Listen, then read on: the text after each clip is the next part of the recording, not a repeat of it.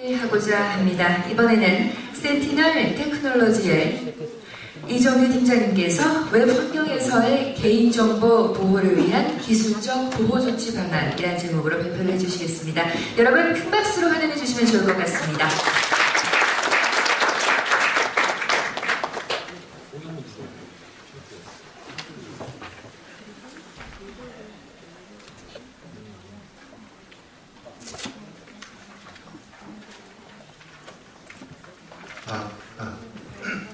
네, 안녕하십니까. 센티널 테크놀로지의 이정규 팀장입니다.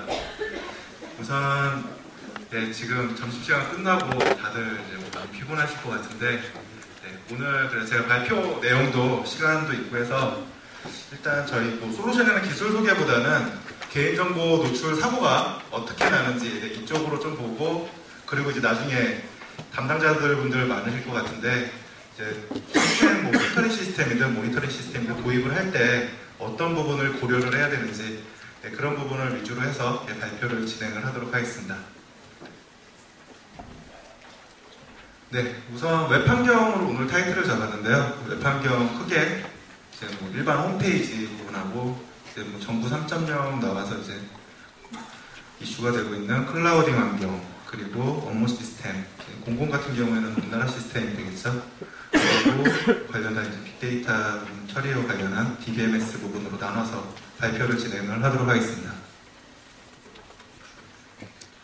네, 우선 최근에 제가 2011년도 개인정보 보고 처음 나오고 이럴 때 이런 자리에 같이 쓰면은 처음부터 하는 말이 너네들 큰일 났다, 이제 개인정보 보고 발효가 되는데 이제 이 벌금이 얼마고 뭐를 지켜야 되고 기술적 보호조치, 양벌 조치가 뭐고 이거 하다가 시간이 다 갔어요. 또 요즘에는 그런 거는 절대 안 해도 될 것 같아요. 하다못해 제 친구도 전화 와서 야, 케이크 왜 터진 거야? 이런 질문을 하고 별의별 질문을 요즘 다 받습니다. 예를 들어 비즈니스 하실 때 명함 받는 게 합법적인 거냐, 아니면 우리 기업에서 메일을 보내는데 이게 개인정보법에는 안 걸리냐, 하다못해 중학생들이 이렇게 와가지고 아저씨 우리 선생님이 제 동의도 안 받고 우리 엄마한테 성적표를 보냈다고 이거 개인정보 위반 아니냐, 이제 악용을 어떻게 해보려고 저한테 물어본 것 같은데 그거 위반 아닙니다. 하여튼 별의별 요즘에 질문들을 다 받아요. 그래서 이제는 그런 얘기는 잘 안 하려고 스킵하고 넘어가려고요. 근데 한 가지 이제 분명한 거는 법률도 강화가 되고 있고 노출 위반 규모도 좀 커지고 있습니다. 네, 개인정보보호법을 이제 지킨다 하면은 이제 크게 세 파트가 있는데요. 관리적, 물리적, 기술적 보호 조치가 있습니다. 관리적 보호 조치 하면은 정책적인 부분이죠. 서류를 개인 책임자를 두고 보안 정책은 어떻게 하고 그걸 게시를 하고 이런 정책적인 부분이 많이 들어가고, 물리적인 부분, 출입 인원을 통제를 하고 보안 장치, 시관 장치를 하고 이런 부분이 될 것 같은데요. 이런 부분이 있고, 그리고 이제 기술적 보호 조치가 있는데 크게 두 파트로 나뉩니다. 한마디로 외부에서 불법적인 침입을 막는 부분이 하나가 있고요. 그럼 백신 프로그램이나 서버 보안 프로그램들이 있겠죠. 그렇게 하고 컨텐츠에 대한 컨텐츠 필터링이나 컨텐츠 매니징이 필요합니다. 왜냐하면 실례로 개인정보 담당자가 관리하는 홈페이지가 있는데 실무자가 어떤 파일을 올렸어요. 그 파일을 올린 게 보안이 뚫린 건 아니잖아요. 그렇죠? 그런데 그 안에 OLE에 주민등록번호가 이렇게 있었다, 몇만 건 있었다, 이렇게 하면은 개인정보법 위반이 되죠.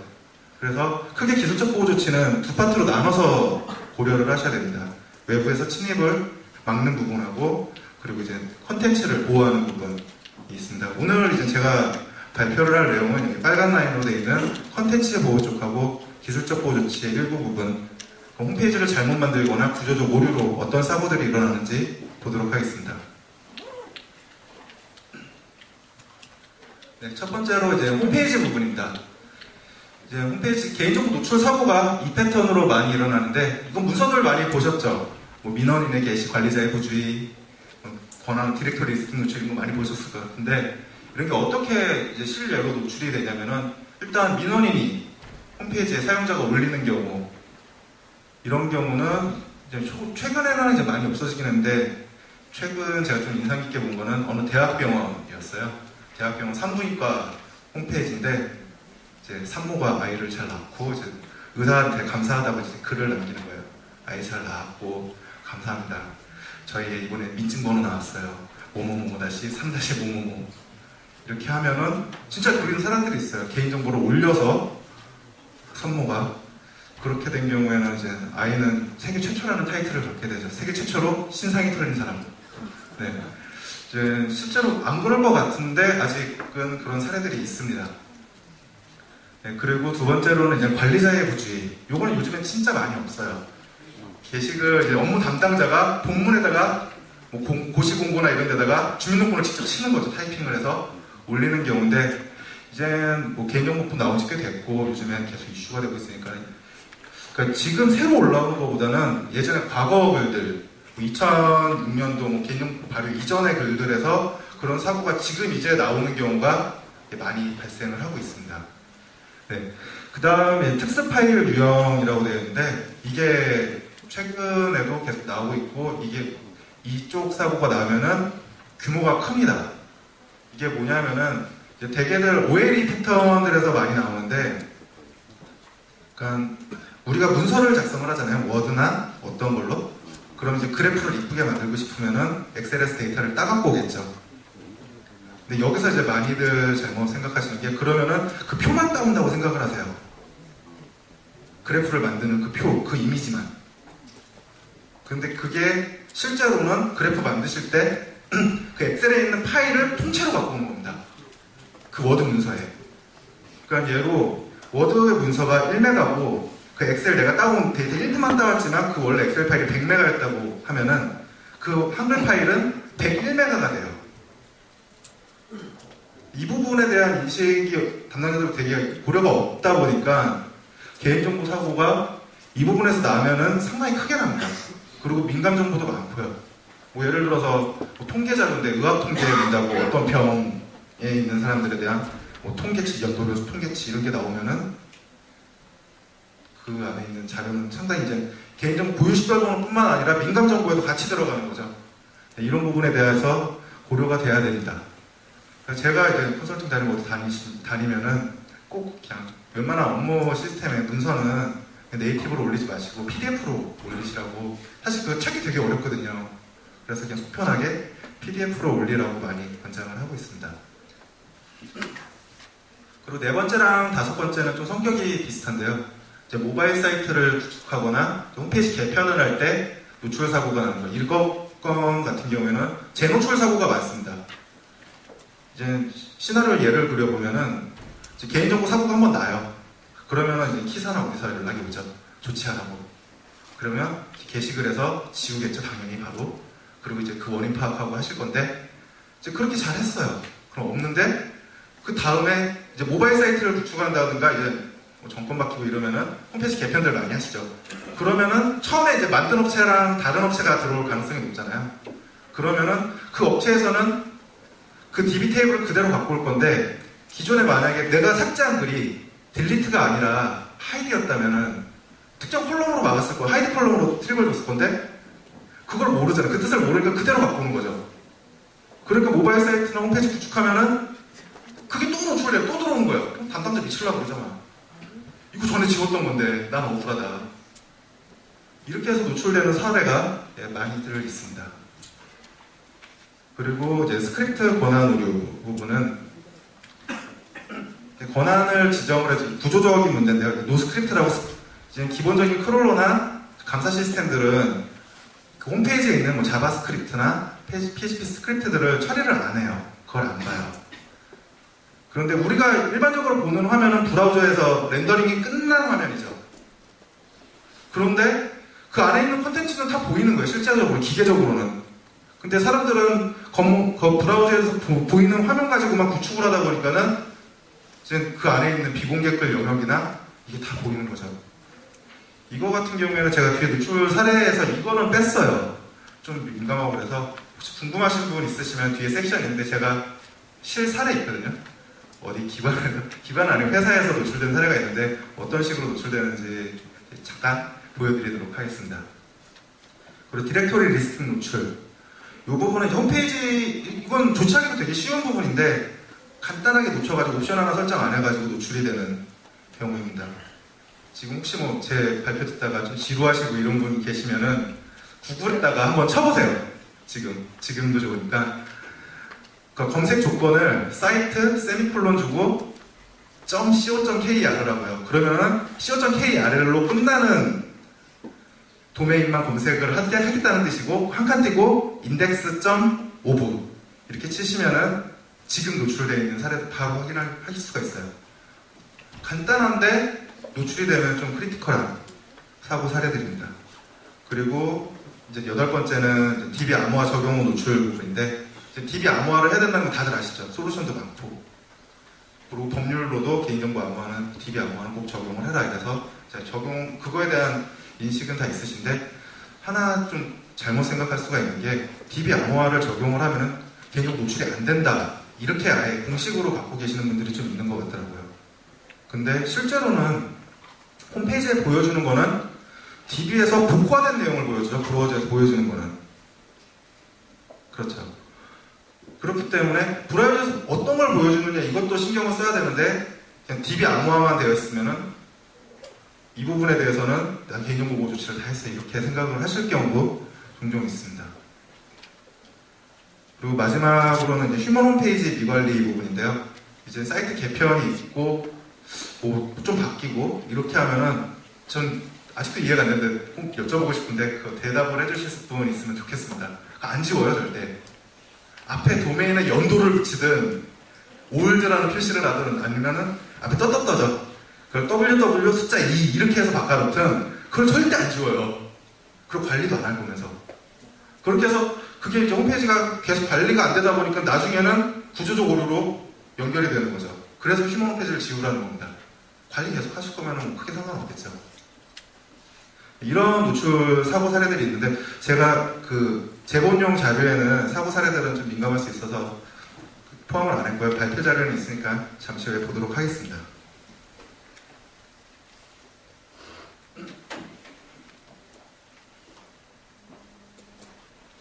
네, 일단 아까 말씀드린 홈페이지, 클라우딩, 그리고 업무 시스템 이렇게 나눠서 발표를 한다고 했는데요. 일단 클라우딩 환경은 일단 서비스 내용 홈페이지랑 똑같죠. 네, 그렇기 때문에 사고 유형은 같은데 시스템을 구축하거나 하실 때 제약이 따르는 부분이 네트워크적인 제약이 있을 수가 있습니다. 왜냐하면 클라우딩은 큰 메인 시스템에 그 안에 로지컬한 서버들을 붙여놓는 거기 때문에 되게 광 케이블 하나가 들어오죠. 그렇기 때문에 구조적으로 네트워크 가운데에다가 차단을 하거나 이럴 경우에는 네트워크 상황을 고려를 해서 구현을 하셔야 되고요. 그리고 장비 추가가 제약되는 경우도 있더라고요. 저는 이번에 알았는데 장비가 들어오기 힘들다고 하네요. 새로운 물리적인 장비가. 이럴 수가 있어서 이제 장비 추가, 사유로 보면 그린 IT 정책과도 연결이 되고, 그리고 실제로도 공간이 없대요. 그게 워낙 크고, 그거 위주로 이제 렉이 구축이 돼 있다 보니까, 이런 부분도 환경에서 고려를 하셔야 되고요. 그리고 그 안에 있는 논리적인 서버들이 각각 독립적으로 운영을 할 수 있는지, 이 부분에 대해서도 고려가 되어야 합니다. 네, 그 다음 이제 업무 시스템 부분인데요. 일단 업무 시스템은 겉보기에는 이제 우리가 웹 환경 브라우저로 뭐 업무 보고 이런 거랑 똑같은데 제일 크게 다른 거는 서버 클라이언트 베이스라는 겁니다. 서버 클라이언트 베이스면은 일반적인 SSL이나 HTTP 같은 프로토콜을 안 지켜도 되죠. 그게 무슨 말이냐면은 뭐 암호화를 한다, 통신 암호화를 한다. 그렇게 하면은 뭐 FTP 방법을 쓰든 뭐 어떤 아리아 모드를 쓰든 모드를 쓰든 그거는 둘 간의 프로토콜만 맞으면 된다는 거예요. 그렇기 때문에 통신이나 호출, 저장 방식에 대해서 이게 어떻게 쓰이는지 이런 부분을 좀 알아봐야 되고요. 크게 이제 업무 시스템 보면은 이제 뭐 민간 쪽으로는 뭐 셉이나 오라클 같은 ERP 부분이 있을 수가 있고, 그리고 공공 쪽에는 지금 온나라 시스템, 네, 이쪽도 온나라 시스템이 원래 처음에 시작할 때 이게 업무 관리 시스템이었던 건 아시죠? 네, 업무 시스템이기 때문에 보면은 이제 온나라 시스템으로 보면은 통신을 FTP로 쓰는데 보안 FTP예요. 네, 그런 식으로 통신을 하기 때문에 이 통신에 대한 고려가 필요하다는 말씀입니다. 그리고 이제 온나라 시스템 얘기로 하면은 이제 그 아키텍처들이 SOA라고 해서 서비스 오리엔티드 아키텍처입니다. 그러니까 소프트웨어 특성 단위가 아니라 기능 단위로 멈췄다가 뜰 수가 있어야 돼요. 그게 그 시스템의 장점이자 특징인데, 그래서 뭐 연동이 좋거나 호환성이 좋다. 네. 그 아키텍처를 맞출 수 있는 모듈화된 차단 방식이 필요합니다. 그리고 이제 네 번째 거는 안 되면은 속 터지는 부분이죠. 연속성을 보장을 해야 된다. 네. 왜냐하면 뭐 업무 시스템 마비되면 업무가 마비되는 거기 때문에. 그리고 대부분 비공개 영역이기 때문에 공개가 되면은 사고가 크리티컬하다. 이런 부분이 있습니다. 네. 그리고 마지막 특징으로는 이제 DBMS 쪽이 있는데요. 일단 DBMS 처음 나온 것부터 얘는 방대한 자료, 많은 자료를 처리하기 위해 나온 얘니까 우선 제일 큰 특징은 자료가 많습니다. 지금 업무 시스템 되게 이제 홈페이지에 DB나 컬럼을 보겠다 그러면 평균적으로 한 기관에서 홈페이지 뭐 대여섯 개 정도 관리를 하신다 그러고 수로 해서 얼마 안 나와요. 한 10만 라인 남짓 나옵니다. 그런데 업무 시스템으로 들어가면은 억 단위로 갑니다. 이게 억이라고 해서 말을 쉽게 해서 그러는데 억이면은 우리 엑셀에서 표에서 페이지 다운만 계속 누르고 있어도 26시간이 걸려요. 그렇기 때문에 이거에 대한 처리를 어떻게 하느냐 이 부분이 있습니다. 그리고 그 DB를 점검한다 그러면은 각각 특수한 데이터 타입들이 있죠. C랍이나 랍 타입이나 아니면은 신규 요즘에는 뭐 사이베이스나 네, 큐브 네, 요런 DB를 많이들 쓰는데 네, 이런 부분에 대해서 지원이 되는지 확인을 하셔야 됩니다. 이거 같은 경우는 아까 제가 노출 사례에서 말씀드린 모바일 사이트나 사이트 개편 네, 이런 부분에 대한 사고 사례들을 방지하기 위한 네, 솔루션이고요. 네, 그리고 마지막으로는 네, 당연히 DB 쪽이니까 보안 정책에 제일 민감하다 네, 이런 특성이 있습니다. 실 사례들을 보겠습니다. 처음에 이제 게시글 본문에 주민등록번호나 개인정보가 나오는 부분들입니다. 이런 부분 같은 경우에는 지금 나중에 모니터링을 하든지 아니면 필터링을 해서 쉽게 조치가 가능한 명령입니다.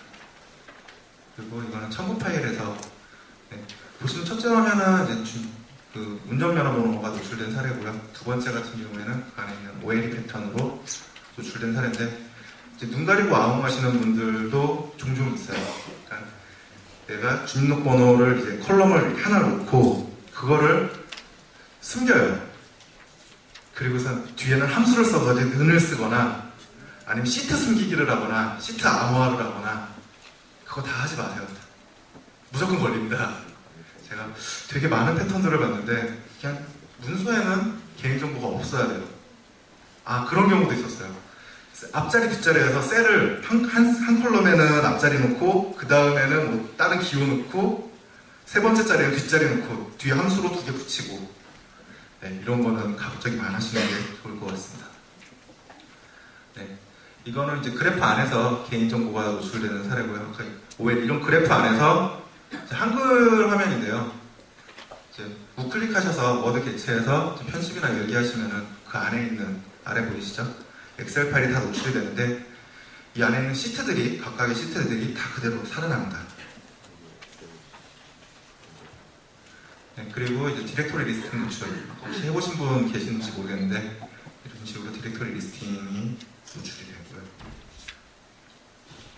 이거 같은 경우에는 뭐 IP 관리 대장 저거는 개인정보랑 상관없이 예, 윗사람한테 걸리면은 되게 혼나는 노출이겠죠. 뭐 이력서나 사진 그리고 실제로 지금 검색을 해보면은 뭐 성형외과의 비포애프터 성형외과의 디렉토리 리스팅 노출 뭐 이런 건도 있는데 네, 잘 이해가 안 됩니다. 그리고 이제 휴먼 홈페이지 노출 이거 같은 경우는 앞에 연도 붙여가지고 휴먼 홈페이지 했는데 잘 관리하시면 되는데 아래 보시는 화면같이 이렇게 관리가 안 돼요. 나중에는 자연스럽게 네, 그렇기 때문에 휴먼 홈페이지에 대한 점검이 필요합니다. 홈페이지 잘못 만든 경우죠. 이건 뒤에 홈페이지 주소에 네. 이 부분에 그냥 아예 URL에 주민등록번호를 받아버린 거예요. 여기 브라우저 화면에서 별 처리하고 이런 경우도 많이들 볼 수가 있고요. 홈페이지 만든 사람한테 탓을 해야 되는 겁니다. 두 번째 거는 이제 노스크립트 환경의 개인정보 노출인데 이 건 같은 경우에는 홈페이지 설계 오류로 안에 있는 내부 문서들이 다 노출된 사례들입니다. 이건 같은 경우는 한번 노출되면 이것도 좀 민감한 정보들이 됩니다. 그리고 DB에 개인정보가 입력이 돼서 한 경우인데 이 건 같은 경우는 요즘에는 트렌드는 아예 안 받는 게 좋죠. 아예 수집 금지이기 때문에 아예 안 받고 대체 수단을 마련을 하시고, 그리고 꼭 받아야 된다 그러면은 격리를 시키라고 하잖아요. 그 부분은 물리적으로 격리를 시키면은 제일 좋겠지만 그 상황이 좀 안 된다 하시면은 그 DBMS는 밑에 그 밑에 테이블로 떨어지죠. 그럼 별도의 DB로 이렇게 관리하시는, 최소한 그 정도의 조치는 하실 필요가 있습니다. 그리고 이 건 같은 경우에는 이제 증분 패턴이라고 하는데, 이번에 KT 사고난 패턴과 동일합니다. 그러니까 이 안에다가 이메일값을 다 넣는 거예요. 그러면은 해당 페이지로 다 그냥 권한 확인 없이 넘어가는 경우입니다.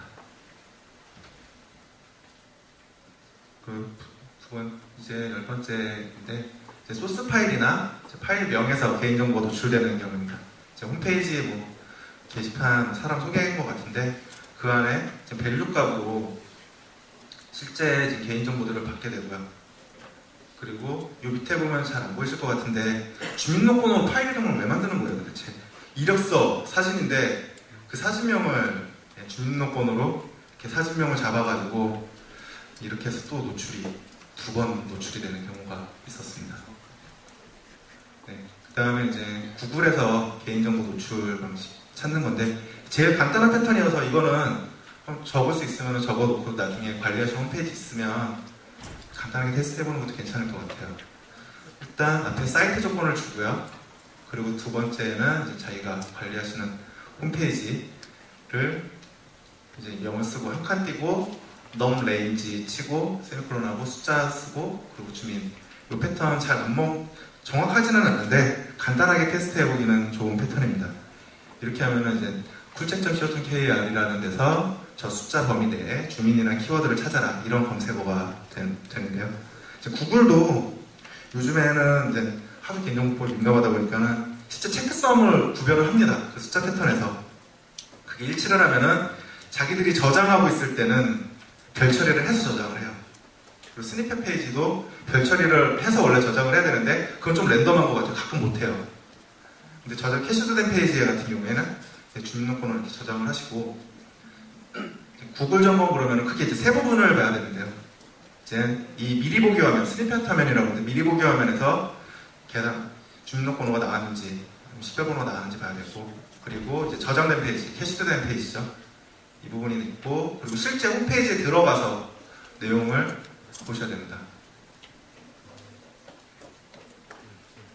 이 부분은, 그리고 구글 검색 같은 경우는 좀 이 기술적으로 애로사항이 있는 게, 구글이 이렇게 진단하는 걸 되게 싫어해요. 크롤러를 막아요. 그래서 구글 점검 서비스 하는 솔루션들 많잖아요. 계속 이거를 따라가줘야 됩니다. 동향을 따라가줘야 됩니다. 얘네가 뭘 바꾸면 그걸 또 맞춰가지고 따라가고 룰을 맞춰가지고 따라가는 거기 때문에 나중에 뭐 시스템 도입하실 때 있으면 구글 점검 한다 그러면은 결과 갖고 오라고 한번 해보세요. 저는 그거 꼭 저희도 하는데 제가 자승자박하는 건지 모르겠는데 결과를 꼭 확인하시고, 그리고 이게 된다 안 된다 판단을 하셔야지 그냥 매뉴얼에 된다 이래서 있기에는 이거는 좀 크리티컬한, 계속 맞춰줘야 되기 때문에 그 항목들 점검 항목이 됩니다. 그 다음에 이제 기술적 보호 조치, 이런 문제들을 이제 어떻게 조치를 할 수 있느냐. 제품 소개 간단하게 할게요. 3페이지입니다. 이것만 들어주세요. 일단 4페이지예요. 4페이지. 개인정보 보호 쪽으로 보면은 이제 홈페이지나 클라우드 업무 시스템별로 이제 일단 필터링은 다 적용을 하시는 게 맞습니다. 개인정보 해당되는 콘텐츠에 필터링을 다 적용을 하시고, 그리고 모니터링 방식은 업무 시스템 같은 경우에는 안 되는 경우도 있어요. 왜냐하면 모니터링은 링크로 크롤러 방식으로 돌아가는데 그 링크 구조가 업무 시스템은 그게 안 돼 있는 경우가 있기 때문에 그런 경우를 제외하고는 가능하고요. 그리고 DB 점검 같은 경우에는 홈페이지나 클라우드, 기본적으로 DB 쓰는 데는 다 적용을 한번 하시는 거를 권장을 드리고요. 왜냐하면 뭐 필터링 제품이나 어떤 제품을 다 도입을 하셔도 기존에 있는 건 어떻게 할 거예요? 뭐가 숨어 있는 줄 알고 지금 안 쓰는 것 뿐이죠. 그렇기 때문에 지금 있는 걸 깔끔하게 하시고 하시는 게 좋다고 생각을 해서 동그라미를 해놨고요. 업무 시스템 같은 경우는 DB를 안 쓰는 업무 시스템이 있기 때문에 같이 세모를 해놨습니다. 이제 관련 솔루션, 이제 모니터링 솔루션 쪽인데요. 일단 CPMS 풀체크 프라이버시 모니터링 시스템입니다. 이거는 이제 크롤링 방식이라고 보고 이제 좀 쉽게 말씀드리면 사용자 방문 방식이라고 합니다. 즉, 뭐 특별한 뭐 어떤 취약점을 찾는 게 아니라 여기서 이제 나오면은 사람이 아까 노출 사례들 있죠. 다 크롤링으로 여기서 나온 거예요. 그러니까 사람이 다 똑같이 할 수 있어요. 그렇게 할 수 있는 환경으로 점검을 하기 때문에 전에 어느 컨설팅 회사 결과 보고서에서 모든 보안 사고의 발견은 70%인가? 그 정도가 다 밖에서 보인다고 그러죠. 내부에서보다. 그러니까 밖에서 내부 환경을 볼 수 있는 부분이 필요합니다. 일단 뭐 제품의 특징으로 보면은 뭐 구조적 취약점, 아까 보여드린 노스크립트 오류나 디렉토리 리스트 노출 이런 부분에 대한 구조적 취약점을 진단을 하고요. 그리고 비정형 홈페이지를 진단을 합니다. 그 비정형 홈페이지 같은 경우는 이것도 나중에 확인을 도입할 때 확인을 해보셔야 되는 부분인데, 일단 지금 크롤링 유사한 시스템으로 제일 유명한 게 지금 구글이죠, 세계적으로. 근데 구글도 전 세계 웹에 30-40%밖에 안 한다 그래요. 못 한다 그래요. 이게 왜 그러냐면 비정형 홈페이지 이슈 때문인데, 그 안에 있는 뭐 자바스크립트나 이런 함수 구조로 되어 있는 경우 같은 경우 링크 구조가 밖에 명시적으로 안 되어 있습니다. 이런 부분에 대한 처리를 어떻게 하느냐, 이 부분에 그냥 보루가 필요한데, CPMS 잘합니다. 이거를 저희가 자체적으로 크롤러를 개발해서 쓰기 때문에. 그리고 기본적으로 개인정 노출을 진단을 하고요. 그래서 그 내용을 통합해서 하나의 DB에서 관리자 페이지에서 진단 결과를 보게 되고, 그리고 진단 결과에 대한 조치를 내보내게 됩니다. 주요 고객사 쪽 보면은 이제 되게 감사 시스템으로 활용을 한 상위기관 쪽에 활용을 한 케이스가 많은데요. 일단 뭐 교육부 같은 경우에는 12,000여 개 산하 홈페이지에 대한 감사 툴로 쓰고 있고, 보건복지부는 이제 500여 개 기관, 고용노동부는 이제 감사보다는 고용노동부는 관리 목적, 관리해주는 목적이 좀 커요. 160여 개 홈페이지를 점검을 하고, 헬스부 같은 경우에는 이런 산하기관 홈페이지, 뭐 감사든 관리든 이렇게 많은 홈페이지에 대한 관리 시스템을 많이 사용이 됩니다. 그래서 시장 점유율 쪽으로 보면은 이제 우리나라에서 당연히 이제 법률 쪽 솔루션에 제일 민감한 게 중앙부처잖아요. 중앙부처에서 먼저 운영을 해서 하고 있는데, 이제 우리나라 17부 3처 기준으로 봤을 때 시장 점유율 80%를 가지고 있습니다. 그 다음에는 이제 필터링 솔루션입니다. 필터링 솔루션을 도입을 하실 때는 크게 이제 네트워크 구조로 보면은 여기서 막을 수 있죠. 클라이언트 단에서 막을 수가 있고, 클라이언트 올리기 전에요. 그리고 올리는 가운데서 패킷을 따와가지고 그 통신 가운데서 할 수 있고, 그리고 와스 단에서 받아와서 와스 단에서도 차단할 수가 있습니다. 아니면 이제 프록시 방식으로 해서 클라이언트에서 딴 장비로 보내고 거기서 필터링을 하고 다시 본 서버 와스로 올리는 방식이 있을 수가 있는데, 저희 풀필터 같은 경우에는 와스에서 그거를 점검을 하게 됩니다. 이렇게 됐을 때 특징으로 보면은 와스에서 받아가지고 하는 거기 때문에 이 안에서 어떤 통신 프로토콜을 쓰든 상관이 없죠. 받아서 끝내는 거기 때문에. 그렇게 하고 모듈 형식이기 때문에 활용도나 이런 부분이 좀 자유롭게 쓰고 있습니다. 좀 애매한데 이런데 많이 들어가고 있어요. 그리고 좀 제일 억울하다고 해야 되나요? 제가 그런 건 아닌데, 업체 쪽 경쟁사 업체 쪽에서 소프트웨어 방식은 부하가 심하다. 왜냐하면 서버에 깔려가지고 되는 거기 때문에. 제가 그 말씀을 꼭 드릴게요. 다른 거 다 잊어버렸는데요. 저희 솔루션 내용에 대해서. 안 심합니다. 왜냐하면은 와스에서 문서 처리하고 그 결과 리턴하는 데까지 저희가 모니터링 어떻게 하면 10,000분의 1초 단위로 해요. 되게 빨리 한다는 거죠. 그렇기 때문에 되게 이제 실제로 문서 파일 같은 경우 하나 갖고 와서 처리하고 결과 리턴해주는 데까지 한 0.3초가 걸립니다. 요 시간하고 다른 쪽에 보내가지고 받아서 올리는 시간하고, 올리는 시간은 그럼 네트워크 통신을 하기 때문에 0.3초 더 걸리겠죠. 그래가지고 저희가 분명하게 말씀드렸으면 서버 부하가 없다는 부분, 이 부분에 대해서는 말씀을 드리고 싶고요.